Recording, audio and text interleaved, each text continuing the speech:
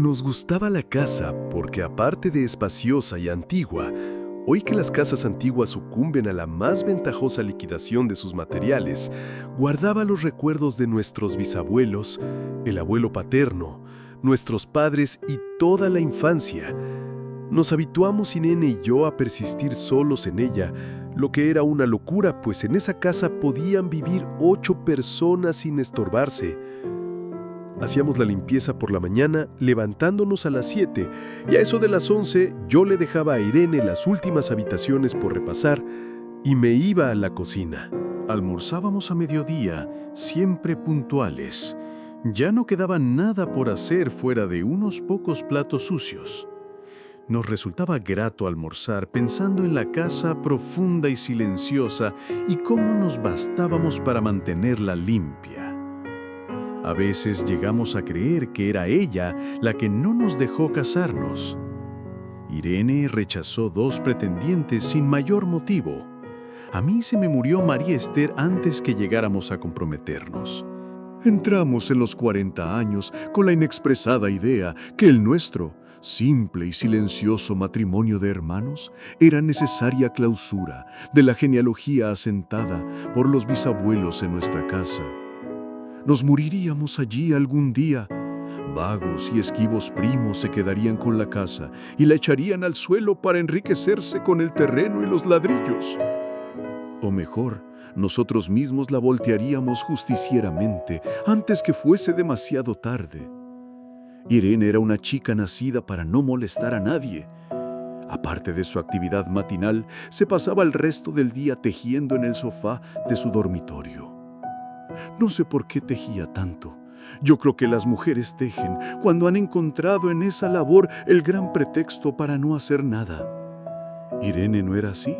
Tejía cosas siempre necesarias: tricotas para el invierno, medias para mí, mañanitas y chalecos para ella. A veces tejía un chaleco y después lo destejía en un momento porque algo no le agradaba.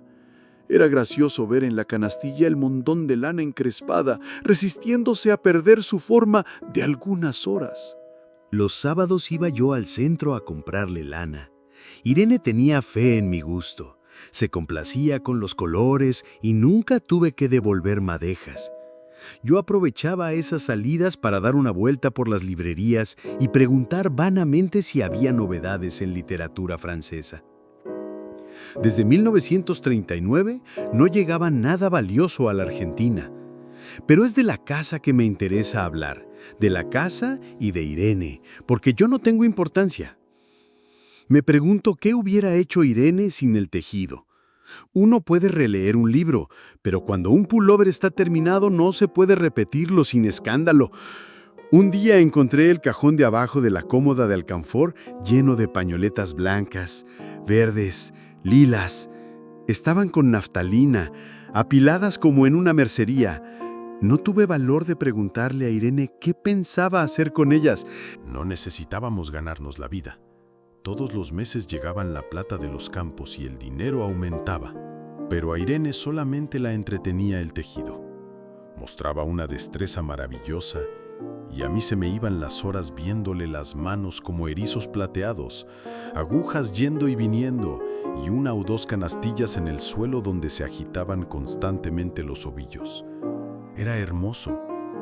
¿Cómo no acordarme de la distribución de la casa? El comedor, una sala con gobelinos, la biblioteca y 3 dormitorios grandes quedaban en la parte más retirada, la que mira hacia Rodríguez Peña.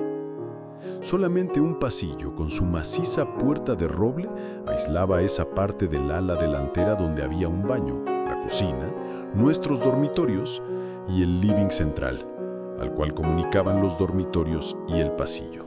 Se entraba a la casa por un zaguán con mayólica y la puerta cancel daba al living, de manera que uno entraba por el zaguán, abría la cancel y pasaba al living. Tenía a los lados las puertas de nuestros dormitorios y al frente el pasillo que conducía a la parte más retirada. Avanzando por el pasillo se franqueaba la puerta de roble y más allá empezaba el otro lado de la casa. o bien se podía girar a la izquierda justamente antes de la puerta y seguir por un pasillo más estrecho que llevaba a la cocina y al baño. Cuando la puerta estaba abierta, advertía uno que la casa era muy grande. Si no, daba la impresión de un departamento de los que se edifican ahora, apenas para moverse.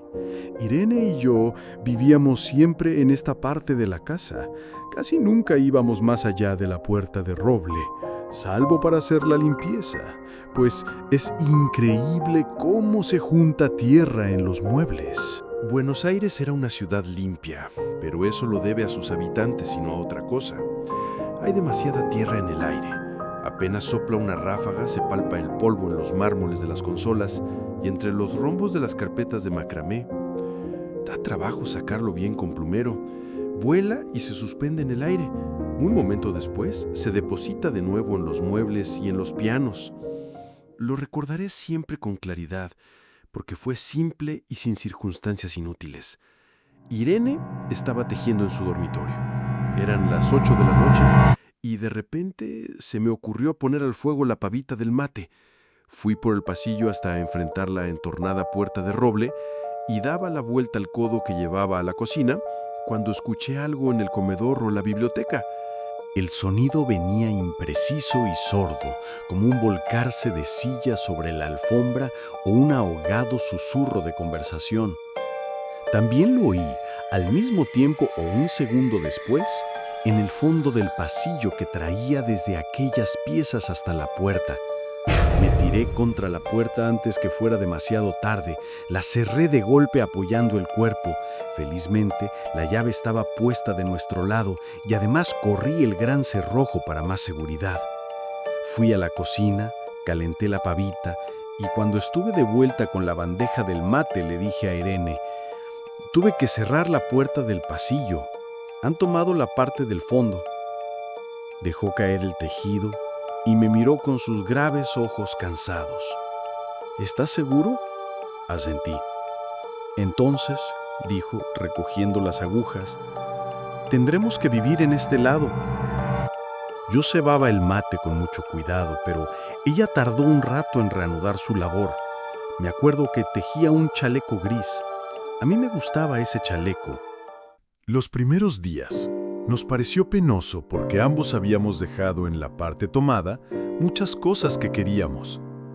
Mis libros de literatura francesa, por ejemplo, estaban todos en la biblioteca. Irene extrañaba unas carpetas, un par de pantuflas que tanto la abrigaban en invierno. Yo sentía mi pipa de enebro y creo que Irene pensó en una botella de esperidina de muchos años. Con frecuencia, pero esto solamente sucedió los primeros días, cerrábamos algún cajón de las cómodas y nos mirábamos con tristeza. No está aquí. Y era una cosa más de todo lo que habíamos perdido al otro lado de la casa. Pero también tuvimos ventajas. La limpieza se simplificó tanto que, aún levantándose tardísimo, a las 9:30, por ejemplo, no daban las 11 y ya estábamos de brazos cruzados. Irene se acostumbró a ir conmigo a la cocina para ayudarme a preparar el almuerzo. Lo pensamos bien y se decidió esto. Mientras yo preparaba el almuerzo, Irene cocinaría platos para comer fríos de noche. Nos alegramos, porque siempre resulta molesto tener que abandonar los dormitorios al atardecer y ponerse a cocinar. Ahora nos bastaba con la mesa en el dormitorio de Irene y las fuentes de comida fiambre. Irene estaba contenta porque le quedaba más tiempo para tejer.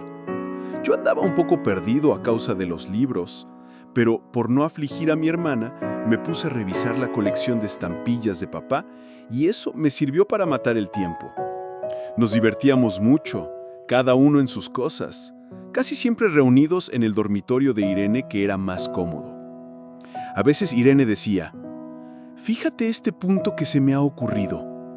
¿No da un dibujo de trébol?». Un rato después, era yo el que le ponía ante los ojos un cuadrito de papel para que viese el mérito de algún sello de Eupen y Malmedy. Estábamos bien y poco a poco empezábamos a no pensar. Se puede vivir sin pensar. Cuando Irene soñaba en alta voz, yo me desvelaba enseguida. Nunca pude habituarme a esa voz de estatua o papagayo, voz que viene de los sueños y no de la garganta. Irene decía que mis sueños consistían en grandes sacudones que a veces hacían caer el cobertor. Nuestros dormitorios tenían el living de por medio, pero de noche se escuchaba cualquier cosa en la casa. Nos oíamos respirar, toser, presentíamos el ademán que conduce a la llave del velador, los mutuos y frecuentes insomnios. Aparte de eso, todo estaba callado en la casa.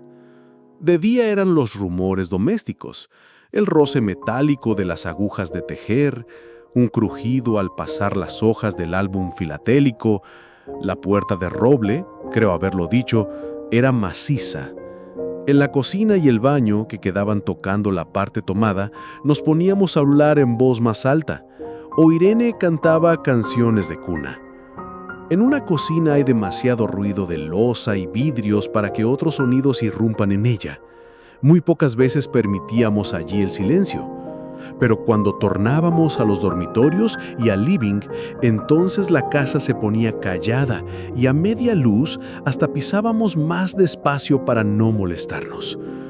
Yo creo que era por eso que de noche, cuando Irene empezaba a soñar en voz alta, me desvelaba enseguida. Es casi repetir lo mismo, salvo las consecuencias. De noche siento sed, y antes de acostarnos, le dije a Irene que iba hasta la cocina a servirme un vaso de agua. Desde la puerta del dormitorio, ella tejía. Oí ruido en la cocina, tal vez en la cocina o tal vez en el baño, porque el codo del pasillo apagaba el sonido. A Irene le llamó la atención mi brusca manera de detenerme, y vino a mi lado sin decir palabra. Nos quedamos escuchando los ruidos, notando claramente que eran de este lado de la puerta de roble, en la cocina y el baño, o en el pasillo mismo donde empezaba el codo, casi al lado nuestro. No nos miramos siquiera. Apreté el brazo de Irene y la hice correr conmigo hasta la puerta cancel, sin volvernos hacia atrás. Los ruidos se oían más fuerte, pero siempre sordos, a espaldas nuestras. Cerré de un golpe la cancel y nos quedamos en el zaguán. Ahora no se oía nada. «Han tomado esta parte», dijo Irene. El tejido le colgaba de las manos y las hebras iban hasta la cancel y se perdían debajo. Cuando vio que los ovillos habían quedado del otro lado, soltó el tejido sin mirarlo. ¿Tuviste tiempo de traer alguna cosa?, le pregunté inútilmente. No, nada. Estábamos con lo puesto. Me acordé de los 15,000 pesos en el armario de mi dormitorio. Ya era tarde ahora. Como me quedaba el reloj pulsera, vi que eran las 11 de la noche. Rodeé con mi brazo la cintura de Irene. Yo creo que ella estaba llorando. Y salimos así a la calle. Antes de alejarnos tuve lástima. Cerré bien la puerta de entrada y tiré la llave a la alcantarilla. No fuese que algún pobre diablo se le ocurriera robar y se metiera en la casa, a esa hora y con la casa tomada. Si te gustó el videocuento, dale al botón de like. ¿Y querés conocer más historias de terror como esta? ¡Suscríbete!